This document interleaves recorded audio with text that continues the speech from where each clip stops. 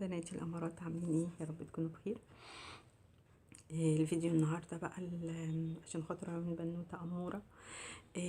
بعتت لي وقالت لي انها بتجهز نفسها وعايزه تعرف ايه رفايع المطبخ اللي هي ما تنساهاش، او الحاجات اللي هي ممكن تكون يعني حاجات مش بتبقى ظاهرة قوي، يعني مش زي الأجهزة وحاجات النيش. لا، دي رفايع كده صغيرة هي بتسهل علينا الدنيا يعني.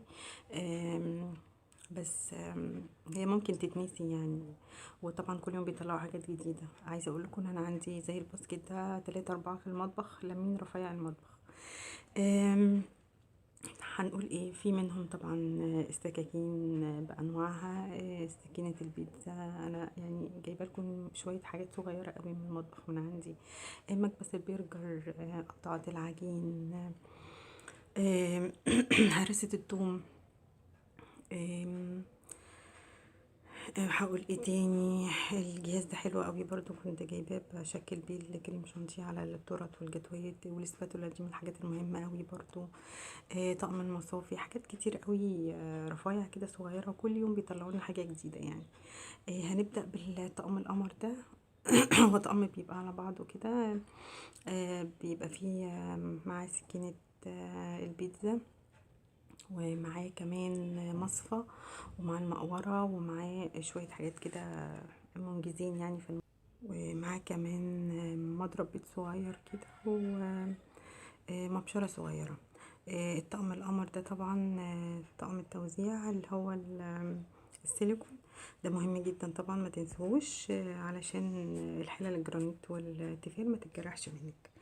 كمان ما ننساش الفرش السيليكون دي بتبقى برضو عملية قوي. لما بتكوني عايزة تدهني حاجة او تدهني الطاسة زيت او حاجة، برضو من الحاجات العملية. ومطلعين منها دلوقتي اللي هي على شكل ازازة كده، وبيبقى فيه من تحت فرشة. الازازة دي بتحطي فيها الزيت وبتدهني بكل سهولة، ودي برضو موجودة في كل محلات جهاز العرايس. دي برضو من الاشكال الجديدة اللي طلعت. طقم المصافي ده حاجة مهمة قوي، هو بيبقى ستانلس، برضو منجز معاكي وبيسهل عليكي برضو حاجات كتير. عندنا طقم الكنك ده برضو حلو قوي، وبتحتاجي كتير في المطبخ. برضو ده من الرفايع اللي ممكن تكتبيها عشان ما تنسيهاش. سواء جرانيت او ستانلس او الومنيوم، كلهم بيبقوا حلوين. عندنا هرسة توم برضو، ودي منجزة لو محتاجة فصين توم كده على السريع في أكلة سريعة، مش سهلة اني اشغل الكبة يعني. فبرضو سهلة وبتفرم التوم حلو قوي، اكتبيها برضو من الحاجات المهمة. عندنا هنا برضو عصارة الليمون، دي برضو حلوة قوي، واكتبيها برضو من الرفايع اللي لازم تجيبيها. وسهلة أوي في الاستخدام. وعندنا كمان المبشرة الصغيرة دي، هي بتبقى في الطعم الأولاني اللي وريتهولك، بس برضو عملية وحلوة. لو ما جبتيش الطعم تقدري تجيبي المبشرة الصغيرة دي، سهلة الاستخدام وحلوة أوي. لو بتبشري ليمون، بتبشري توم، بتبشري اي حاجات صغيره. طبعا مضرب نسكافيه ده حلو قوي ومنجز قوي لو بتشتغلي الصبح ومحتاجه كوبايه نسكافيه كده، ف حلو قوي وسهل الاستخدام. فبرضو اكتبي من الرفايع اللي ممكن تجيبيها علشان برضو ما تنسوش. وعندنا كمان هنا الفرشة دي حلوة قوي. دي يعني بنغسل بيها طاسات، الحلل، الحاجات اللي مش عايزينها تتجرح، بتحطي فيها الصابون واستخدامها سهل جدا. والميزه ان هي الصابون بيبقى بعيد عن ايدك، فحلوه قوي. دي برضو من الحاجات اللي هتلاقيها برضو في المحلات دي.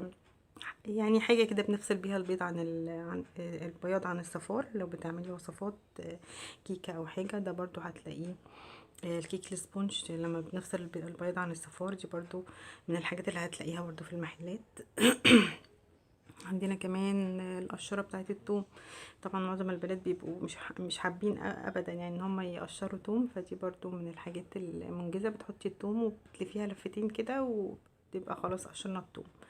دي السكاكين او القطاعات بتاعه الفاكهه والخضار باشكال، برضو حلوه، هتلاقيها برضو في محلات جهاز العرايس. برضو حلوه وبتديكي شكل للفاكهه او للخضار اللي بتقطعيه او للسلطه. برضو دي من الحاجات الحلوة. الحاجات دي بقى بجد بجد الباسكت ده لازم يبقى تجيبي منه عدد، لانه بيلم معاكي رفايع في المطبخ كتير قوي. بيلم، بتحطي فيه خضار، بتحطي فاكهة حلوة قوي، وممكن كمان تستعملي في التلاجة. بيلم رفايع كتير قوي، بيلم حاجات كتير في المطبخ، وبينظم لك التلاجة. فالباسكت ده لازم برضو تكتبيه من الحاجات المهمة اللي تجيبي منه عدد يعني. وقت ما اتكلمنا عن التلاجة بقى هنتكلم برضو عن الأرفف اللي هي بحامل دي اللي طالعة جديدة. برضو دي حلوة قوي، وبتعتبر انها بتنظم التلاجة وبتديكي مساحة برضو في التلاجة. فدي برضو أرفف جديدة حلوة، ممكن تجيبي منها برضو للتلاجة. عندنا المفارش بقى بتاعت التلاجة، في منها البلاستيك وفي السيليكون. وعلى فكرة السيليكون ده ممكن بيدخل الميكرويف او الفرن. فبرضو مفارش التلاجة من الحاجات المهمة برضو اللي اكتبيها برضو علشان ما تنسيهاش. عندنا بقى علب التلاجة وعلب حفظ الطعام. دي برضو من الحاجات المهمة، برضو لازم يبقى عندك اكتر من طقم. في منها البلاستيك، في الازاز، في الاركوبال، في الستانلس، في منهم الالومنيوم. اللي انت حابه تجيبيه جيبيه. المصفى دي او نقول عليه ايه بقى، الباسكت ده انا لقيته برضو حلو قوي وعملي. بتعلقيه في الحوض وبتحطي فيه الخضار او الفاكهه اللي انت عايزه تغسليها. هو بيتوسع وبيتضيق حسب حجم الحوض عندك او مساحه الحوض. وبتحطيه طبعا بالشكل ده، بتغسلي فيه الحاجات اللي انت عايزه تغسليها، وبتسيبيها تتصفى. فبرضو من الحاجات الحلوه برضو اللي لقيته في محلات جهاز العرايس. طقم التوابل طبعا حاجه مهمه جدا في المطبخ، وبقى فيه منه طبعا اشكال كتير والوان كتير، وطبعا حسب ديكور بقى مطبخك وحسب مساحة مطبخك. في منه طبعا برضو الاركوبال، في الالومنيوم، في الازاز، في يعني الصيني، في حاجات كتير. فانتي بقى براحتك. بس يفضل ان يكون عدد، لان دلوقتي التوابل بقت كتيرة قوي. يعني بحب طعم التوابل يكون فيه عدد كتير، قطع كتير. القطعات برضو من الحاجات المهمة من الرفايع اللي المفروض ان احنا مننساهاش. يبقى عندك اكتر من واحدة، لانه واحدة للفراخ، واحدة للحمة، واحدة للخضار. فبرضو من القطعات الحاجات البلانشيت دي لازم ما ننساهاش. يكون عندنا اكتر من واحدة، يبقى عندنا عدد برضو. طقم السكاكين، في منه دلوقتي الطقم اللي هو ايه، او الجرانيت، والطقم العادي بقى. وطقم المعالق طبعا الحاجات اللي برضو ما تتنساش. في منه الشنط، وفي منه الطقم اللي بيتعلق بالشكل ده. طبعا انتي وراحتك يعني، بس طبعا دي من الحاجات الاساسيه اللي احنا برضو المفروض ان احنا ما ننساهاش. وانتي وذوقك طبعا، انتي وراحتك. عندنا هنا بقى التربو برضو دلوقتي مطلعين منه اشكال كتير قوي، وهو حاجه من الحاجات الاساسيه في المطبخ. ويعني يا ريت يكون عندك يعني 2 3 منه، لانه بيلم حاجات كتير قوي في المطبخ. وفي منه طبعا الادراج المتقفله كده او المفتوح. فبرضو التربو من الحاجات الاساسيه اللي المفروض ان احنا ما ننساهاش. الطقم ده يا بنات بيبقى كامل كده على بعضه. باسكت غسيل، باسكت للزبالة، مكانس، جرادل، جاروف، فرش. فده برضو بيبقى على بعضه كده من الحاجات برضو المهمة في اوضه المطبخ يا بنات. دي من الحاجات اللي بنستعملها كتير قوي في المطبخ، فلازم برضو يبقى عندي عدد منها يكون حلو كده، لانه بنستعملها كتير وبتتهلك كتير معانا. وطبعا في منها اشكال كتير قوي يعني.